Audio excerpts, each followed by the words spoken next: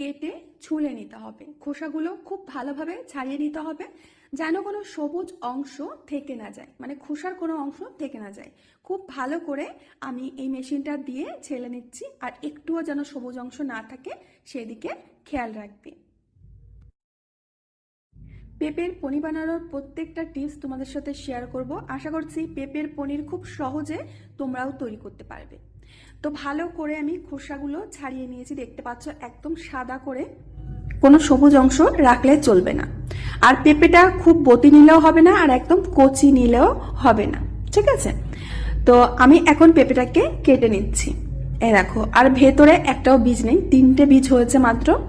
এখন পেঁপের ভেতর থেকে যে অংশগুলো আছে, ভেতর থেকে এভাবে চামচ দিয়ে কুড়িয়ে কুড়িয়ে বের করে নিতে হবে। আমি দেখছি সবাই, মানে অনেকেই অনেক চ্যানেলেই পেঁপের পনির ছাড়ছে, ভিডিও ছাড়ছে। তো আমি ভাবলাম যে আজকে আমার বন্ধুদের সাথেও পেঁপের পনিরটা শেয়ার করি, কিন্তু আমি রিয়েল টিপসগুলো দেবো, যাতে হবে না সেইভাবে আমি দেবো না, যাতে তোমরা পনিরটা তৈরি করতে পারো সেইভাবে ভিডিওটি দেখাবো। তো পেঁপেটাকে আমি ধুয়ে নিয়ে এসেছি।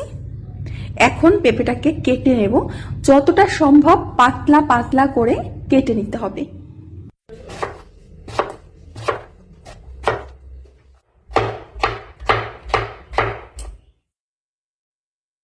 এবার মিক্সিং জারের মধ্যে দিয়ে পেঁপের পেস্ট তৈরি করে নিতে হবে। মিডিয়াম সাইজের জারটা আমার নষ্ট হয়ে গেছে, এর জন্য ছোট জারটায় আমি 2 থেকে 3 বার করে পেস্ট করে নেব। আর পেস্ট করার সময় কোনো জল দেওয়া চলবে না, ঠিক আছে? একদম মিহি পেস্ট করে নিতে হবে। আমি ঠিক যেভাবে দেখাচ্ছি এইভাবে একদম মিহি পেস্ট করে নিতে হবে। পেঁপের কোনো দানা ভাব যেন থেকে না যায়। তো 2 থেকে 3 বার করে আমি পেঁপের পেস্টটা তৈরি করে নিয়েছি। তো বন্ধুরা, সবার প্রথমে এর মধ্যে দিয়ে দেব পরিমাণ মতো লবণ। তো বন্ধুরা, এখন এর মধ্যে দিয়ে দেব বড় চামচের 2 চামচ ময়দা বাইন্ডিং এর জন্য। সাথে এখানে দিয়ে দিচ্ছি গুঁড়ো দুধ 3 থেকে 4 চামচ, যাতে আমাদের কাঁচা পেঁপের পনিরটা খেতে একদম রিয়েল পনিরের মতো লাগে। তো খুব ভালো করে এইগুলো পেঁপের পেস্টের সাথে মিশিয়ে নিতে হবে। 500 গ্রাম ওজনের পেঁপের পনির বানাতে ঠিক কি কতটা পরিমাণ দিতে হবে এইগুলো মাথায় রেখে তোমরা যদি পনিরটা বানাও, তাহলে একদম পারফেক্ট পনির বানাতে পারবে, নতুবা ভেস্তে যাবে সবকিছু, ঠিক আছে? তো খুব ভালোভাবে মিশিয়ে নিয়েছি। এখন এর মধ্যে যেটা দিতে হবে সেটা সবথেকে ইম্পর্টেন্ট, চালের গুঁড়ো। এখানে বড় চামচের 4 থেকে 5 চামচ চালের গুঁড়ো দিতে হবে। এটা কিন্তু 500 গ্রাম ওয়েটের পেঁপের পনির বানানোর জন্য। যা যা যতটা পরিমাণ লাগবে আমি ততটা পরিমাণে তোমাদের দেখিয়ে দিচ্ছি। খুব ভালো করে মিশিয়ে নিতে হবে। আর এর মধ্যে দিয়ে দিচ্ছি সামান্য একটু খাবার সোডা। না থাকলে দেবার কোনো দরকার নেই, যদি থাকে তাহলে দিতে পারো। খুব ভালো করে আবার মিশিয়ে নেব। তো পেস্টটা দেখতেই পাচ্ছ একদম গাঢ় পেস্ট হয়েছে। তো এখন নিয়েছি একটা থালা, স্টিলের থালা। এই থালার মধ্যে দিয়ে দেবো একটু রিফাইন্ড অয়েল, যাতে পনিরটা থালার সাথে একেবারে লেগে না যায়। ব্রাশ দিয়ে থালার চারপাশে একটু ব্রাশ করে দিচ্ছি। এবার আমরা যে পেস্টটা তৈরি করেছি এই পেস্টটাকে ঢেলে দেব। তোমরা নিশ্চয়ই দেখতে পাচ্ছ যে পেস্টটা কত ঘন রয়েছে, আর এরকম ঘনই রাখতে হবে। যদি পেস্ট পাতলা হয়ে যায় তাহলে কিন্তু কোনো দিনও পনির বানাতে পারবে না। হাত দিয়ে আমি এইভাবে চেপে চেপে একটু সমান করে দিচ্ছি ওপরটা। তো এখন আগে থেকেই আমি কড়াইতে জল ফুটতে দিয়েছিলাম, এই জলের উপরে থালাটাকে দিয়ে দিচ্ছি। আর এটাকে ঢেকে সেদ্ধ করে নেব আমরা 15 থেকে 20 মিনিট। 20 মিনিটের আগে কিন্তু হবে না। 20 মিনিট পর আমি ঢাকনাটা খুলে নিচ্ছি। দেখতেই পাচ্ছ ফুলে উঠেছে, আর পনিরটা একেবারে পারফেক্ট হয়েছে, কাঠিতে কিছুই লেগে নেই, তার মানে হয়ে গেছে।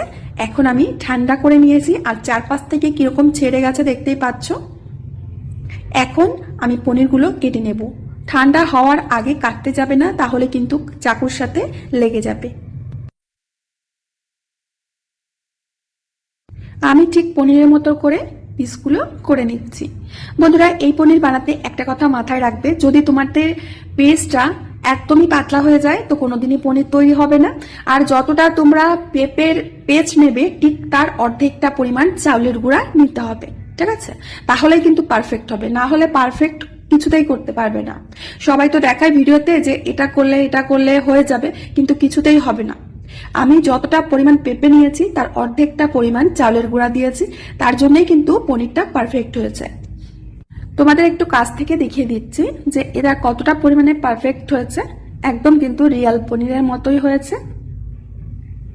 এই দেখো, আবারও বলছি, যতটা পরিমাণ পেঁপের পেস্ট নেবে তার অর্ধেকটা পরিমাণ চালের গুঁড়ো নেবে, না হলে কিন্তু পনিরটা পারফেক্ট হবে না, তোমাদের সব পরিশ্রম ব্যর্থ হয়ে যাবে। তো এখন একটা কড়াইয়ের মধ্যে দিয়ে দিচ্ছি খানিকটা তেল। তেলটাকে খুব ভালো করে গরম করে নেব। এবার পনিরগুলো এর মধ্যে দিয়ে ভেজে নিতে হবে। তো পনিরের তরকারিটাও আমি তোমাদের রান্না করে দেখিয়ে দিচ্ছি। একটা পাশ যখন ভাজা হয়ে যাবে এইভাবে উল্টে দিতে হবে, ঠিক যেমন আমরা পনির ভাজি সেইভাবেই ভেজে নিতে হবে। আর এই সময় গ্যাসের আঁচটাকে মিডিয়াম করে রাখবে, না হলে বাইরে থেকে পুড়ে যাবে, ভেতর থেকে কাঁচা কাঁচা থেকে যাবে। ওলট পালট করে পনিরগুলো আমি ভেজে নিয়েছি, এখন তেল থেকে তুলে নিচ্ছি। আর এগুলো দেখতে একদম কিন্তু সত্যিকারের পনিরের মতোই দেখাচ্ছে।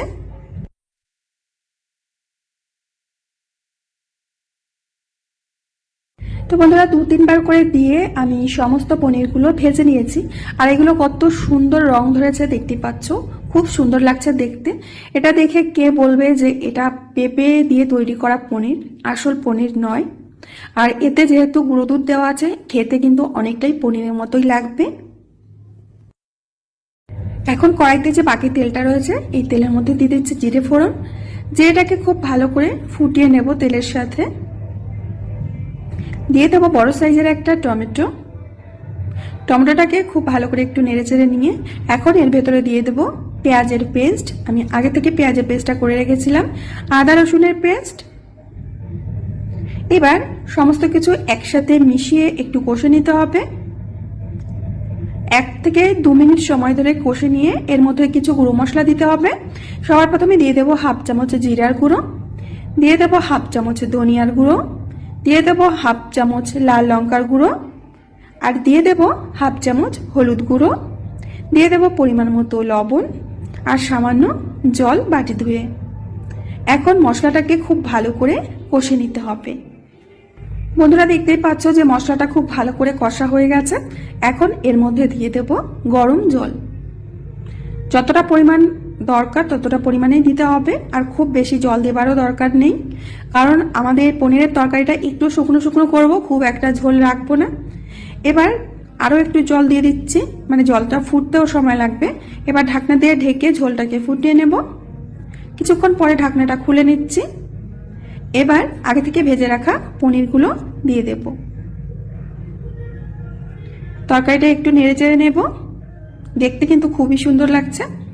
এখন আবারও ঢাকনা দিয়ে ঢেকে 4 থেকে 5 মিনিট মতো রান্না করে নিতে হবে। তো ঢাকনা দিয়ে ঢেকে দিচ্ছি।